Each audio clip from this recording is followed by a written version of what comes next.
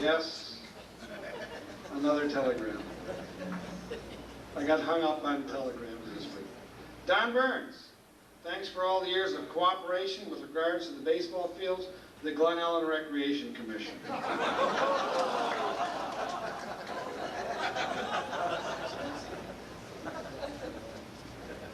Keep your gas off our fields. At this time, I'd like to introduce Tom Wingader.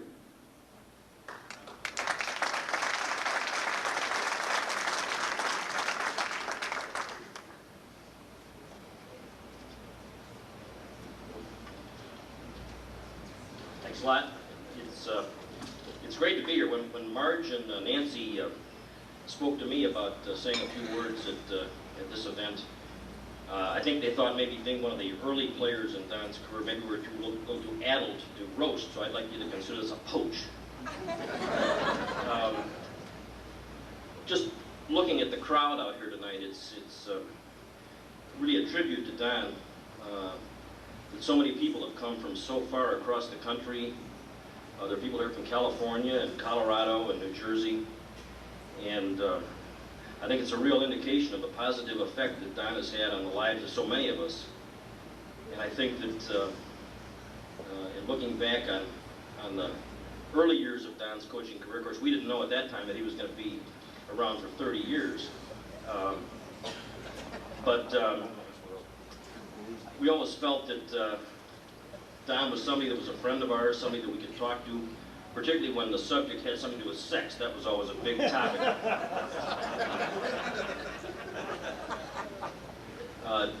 Seriously though, Don was a good friend, and he offered a lot of good advice to us. It was always with a humorous perspective, and I think it meant a lot to us to be able to talk to somebody who at that time was speaking our language and knew kind of what we were thinking about. It occurred to me that when I was thinking about what I wanted to say tonight, that I was really only on Don's teams for 2 years, and echoing the thoughts that some others have spoken of here earlier, Don has had such a tremendous effect on my life, certainly disproportionate to the brief couple of years that we were on teams of Don's, and I certainly value him as one of the most influential people in my life, and I mean it sincerely. I think Don was always true to us, and always taught us fundamentals and got us to the point where we learned more about baseball, as somebody else said a few minutes ago, from him than we did in probably 10 or 12 years before that, and many years after that. I think Don was certainly far and away the best coach I ever had, including my college career. And thinking back on those couple of years, I think there are a couple of things that some of you out there probably don't even know about. I think one of them is Memorial Park. I think so fondly of having that great facility down there. I think Glen Ellen already lost something when they moved away from that. I'm not sure what the politics are, what transpired, but just having a place where folks from town could walk down and watch baseball games, and some of the little idiosyncrasies of the park. I remember riding back at second base, which happened to be my position. There was a drop-off of about 6 inches. 6 foot. Maybe a foot. There was erosion going on. I remember one time in fielding practice, Don was hitting some of his fungal pop-ups, and one of them was about to land about a foot in back of where that drop-off was, and as I stepped back, I stepped off the drop-off, but they hit me right on the crown of the head and went about 15 feet up in the air. So you learn some of the idiosyncrasies pretty quickly when things like that happen.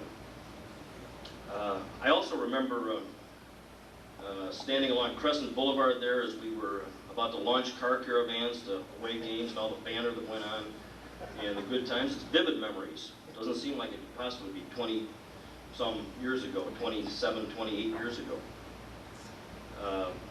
I think many of us also remember, I've heard some new names about South Dakota and points west, but back in our era, names like Madison and Sun Prairie and Middleton, Benton Harbor, those were names that I think mean an awful lot to those of us who played in that era. Those were great times.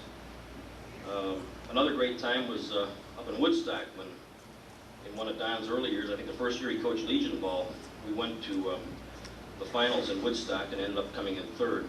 But those were great times. I think times that all of us value a lot. And as part of this poach, I guess I'd just like to say that I really appreciate all you've done for me. I think you've meant a lot to a lot of people here, and I'm genuinely proud to have been on your teams. Thanks.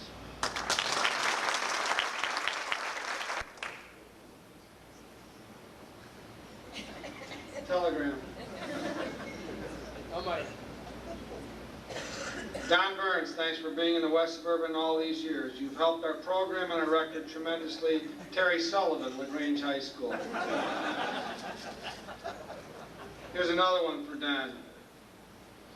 I'm getting behind. Don Burns, well, at least now that you're retiring, maybe your players can once again frequent our establishment. Thanks, Don. Malloy's Liquor Store.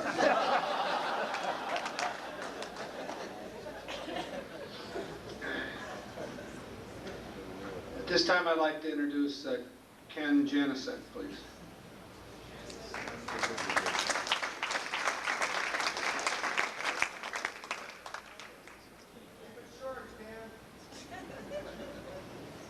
He is.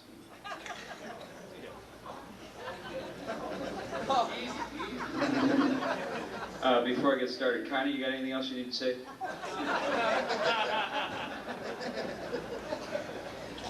I have a few prepared remarks, but I should point out that as I walked in, they gave me the privilege of announcing there's a new publication. It's called The Wit and Wisdom of Don Burns. I happen to have a preview copy.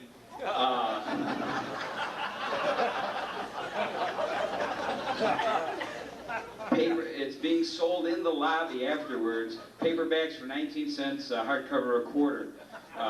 You can pick them up there. I was reading the Glen Ellen News, which is not easy to do, but I was reading the Glen Ellen News, and I came across this photograph, and it struck, now you can't see it from out there, so I'll have to help you through this. And the first thing that hit me was, what's wrong with this picture? Now, first of all, what you see is Don Burns talking to current player Adam Rio. And it says, talking baseball. Okay, I'll go further. Glenn Bart West Jr., Adam Rio, listens as Coach Burns explains some base running strategy. How many of you guys have ever been explained some strategy?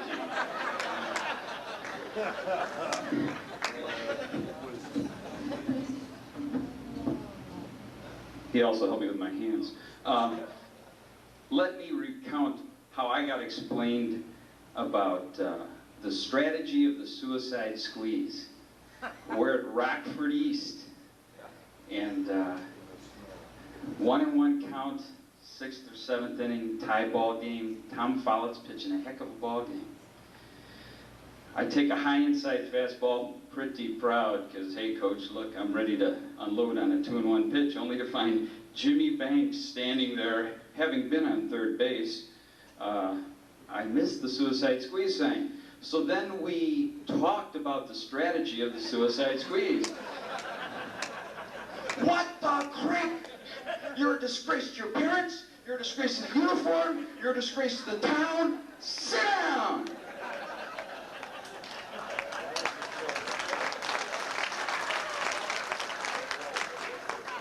I asked him about that about a year ago. He says, I don't remember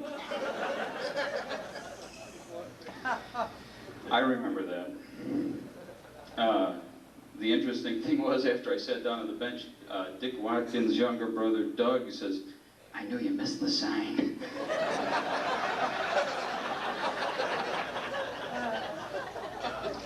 One of the things that escapes, as I'm listening to all this, escapes many people, is the fact that Don's also an educator. You know, no one's really talked too much about the fact that he's a driver's ed teacher. And of course I read the police reports, and I'm aware of the fact that he's obviously doing a good job. Now, I've taken some other lessons from Coach Burns other than being learning a little bit about baseball. I too have 5 kids. And 3 of my children have already been in his driver's ed class.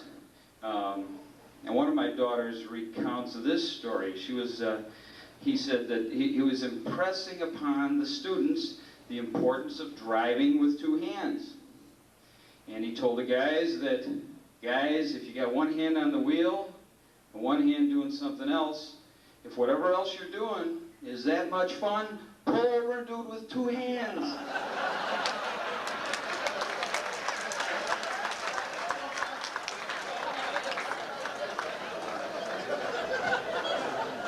Now, as I look at all the Burns kids at the table here, obviously he knows what he's talking about. You know, John Burley asked about how many major league players we have in the audience, but what he didn't, thinking of this whole theory of all the Burns kids and everything, he didn't even start to scratch the surface. You know, I think Don's had a big effect on Steve Garvey, if you think about it, and I don't know, that's just kind of a theory.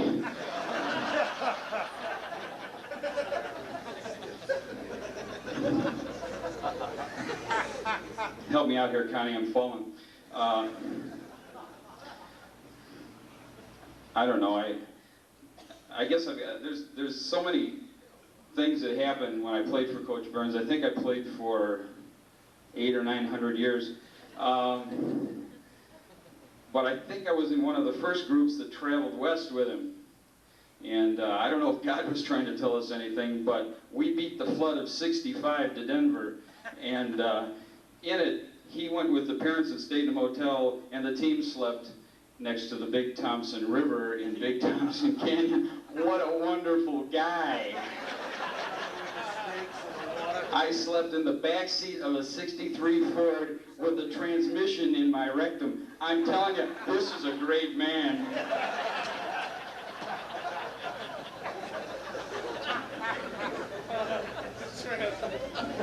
He also was an innovator. And again, I'm sure there's some tie-in here with his driver's ed. I think it was the summer of '65. Was it Hardly Man Is Now Alive? Anyway, it was the summer of '65. I think that was the year he bought a '55 Cadillac hearse to transport the team around in. That's right. Now, Pickering remembers this because he was one of the young guys that had to sit in what, Mike? The death hole. There was another guy that sat in the death hole. His name was Mike Seggy. I don't know if anybody remembers Seggy. All I remember is he lived in the valley.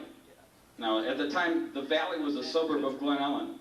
And now they go to Glenbard South. But at the time, it was a suburb of Glen Ellen. And one day, Seggy didn't show up, and Burns says, "Where were you?" And he says, "Well, it was raining." It's raining in the valley. He said, "Well, that explains it. It only rains in the valley. It never rains in Glen Ellen. No problem." But anyway, he bought this hearse. So we would drive everywhere to these. We played in Winamac Park.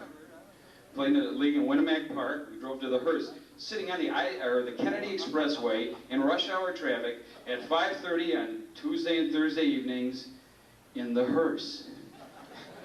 Think about it. Do you think the hearse has air conditioning? 55. Think about it. Let's face it, its biggest passenger don't need the air conditioning. One hearse story and I'm done. It was a hot summer and Don said, "Well, if you guys do well, we're going to North Avenue Beach right after the game and we're going to go swimming." So we finished the game. There were no lights at Winamac Park. Finished the game about 8 o'clock and it's still about 90 degrees. So he says, "Well, let's go to the beach." So the guys were all prepared for that. So we take off in the hearse. And what you guys got to understand, you can get 17 guys in his hearse. So as we're approaching North Avenue Beach, everyone's got the shades down. This is 1965. People are modest. Now they would change on the hood. But at the time, we're changing our clothes in the back of the hearse. And we pull into the parking lot, and the place is packed. And as luck would have it, a car pulls out, and Don's about to wheel this big hearse into the parking spot. and 6 of Chicago's finest. The cigarettes rolled up in their sleeves, everything that made them wonderful people they were. In a white Valiant, I remember that. You remember the Valiant? Okay. Want to come around, and being the great humanitarian that he is, he thought they wanted to head off for another spot, so he said, yeah, come around. Right into our parking spot. The tough guy says, let's get him. So he slams the thing into neutral. 55 Cadillacs don't have park. Slams it into neutral, and the first guy out is Dennis DeBasey. I don't know if you guys remember Dennis DeBasey. The Count. The Count. 6'6". He's got a tire iron in his hand. And the doors, now how many doors does a hearse have? 52? I don't know. Everything that could open, opened on that thing, and guys poured out. And they're armed too, half-dressed, carrying baseball bats. Well, the big guy, I think he had 2 packs of cigarettes. I was impressed with his arms. Said, we don't want any trouble, we'll go. So I think, I guess he taught us courage, you know. Take 17 guys with you wherever you go, you're safe.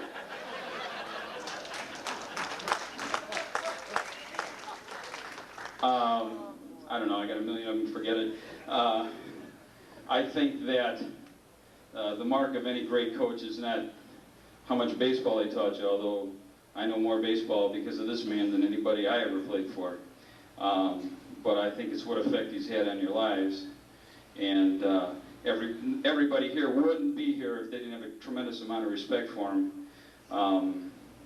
I guess I realized how much respect I had for Coach Burns and what kind of bond there still was between the two of us when last June my mom passed away and he walked into the wake.